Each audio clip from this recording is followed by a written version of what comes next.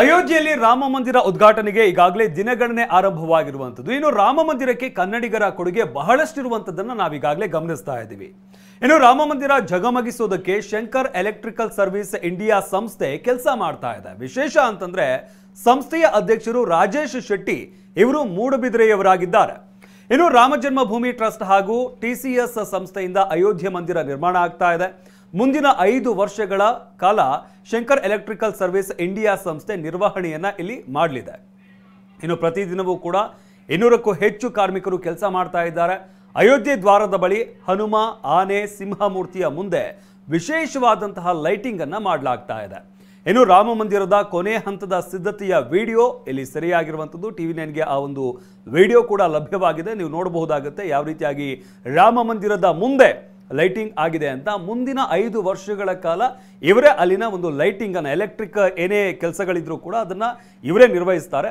ಇದು ಕನ್ನಡಿಗರ ಮತ್ತೊಂದು ಕೊಡುಗೆ ಅಂತಾನೆ ಹೇಳ್ಬೋದಾಗುತ್ತೆ ರಾಮ ಮಂದಿರಕ್ಕೆ. ಅಯೋಧ್ಯೆಯಲ್ಲಿ ಈಗಾಗಲೇ ರಾಮ ಮಂದಿರ ಲೋಕಾರ್ಪಣೆಗೆ ದಿನಗಣನೆಗಳು ಶುರುವಾಗಿರುವಂಥದ್ದು. ಇಲ್ಲಿ ಶಂಕರ್ ಎಲೆಕ್ಟ್ರಿಕ್ ಸರ್ವಿಸ್ ಇಂಡಿಯಾ ಸಂಸ್ಥೆ ಕೆಲಸ ಮಾಡ್ತಾ ಇದೆ.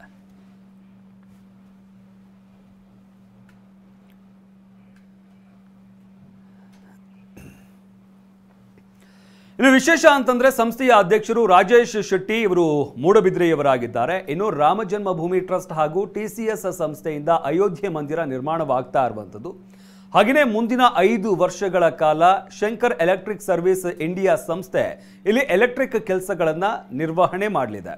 ಪ್ರತಿದಿನವೂ ಕೂಡ ಈಗಾಗಲೇ 200ಕ್ಕೂ ಹೆಚ್ಚು ಕಾರ್ಮಿಕರು ಕೆಲಸ ಮಾಡ್ತಾ ಇದ್ದಾರೆ. ಅಯೋಧ್ಯೆ ದ್ವಾರದ ಬಳಿ ಹನುಮ, ಆನೆ, ಸಿಂಹ ಮೂರ್ತಿಯ ಮುಂದೆ ವಿಶೇಷವಾದಂತಹ ಲೈಟಿಂಗ್ ವ್ಯವಸ್ಥೆಯನ್ನ ಮಾಡಲಾಗಿರುವಂಥದ್ದು. ಈ ಒಂದು ವಿಡಿಯೋ TV9ಗೆ ಲಭ್ಯವಾಗಿದೆ. ರಾಮ ಮಂದಿರದ ಕೊನೆ ಹಂತದ ವಿಡಿಯೋ ಸಿದ್ಧತೆಯ ಒಂದು ವಿಡಿಯೋ ಸರಿಯಾಗಿರುವಂಥದ್ದು. ಯಾವ ರೀತಿಯಾಗಿ ರಾಮ ಮಂದಿರ ಜಗಜಗಿಸುತ್ತೆ ಅನ್ನೋದಕ್ಕೆ ಈ ಒಂದು ದೃಶ್ಯಾವಳಿಗಳು ಒಂದು ಸಾಕ್ಷಿ ಆಗುತ್ತೆ. ಇಲ್ಲಿ ಗಮನಿಸ್ತಾ ಇದ್ದೀವಲ್ಲ, ಇವರು ಮೂಡಬಿದ್ರೆಯವರು ಕನ್ನಡಿಗರು ಇಲ್ಲಿ ಮತ್ತೊಂದು ಸೇವೆಯನ್ನು ಸಲ್ಲಿಸ್ತಾ ಇರುವಂಥದ್ದು ಸಂಸ್ಥೆಯ ಅಧ್ಯಕ್ಷರಾದಂತಹ ರಾಜೇಶ್ ಶೆಟ್ಟಿ.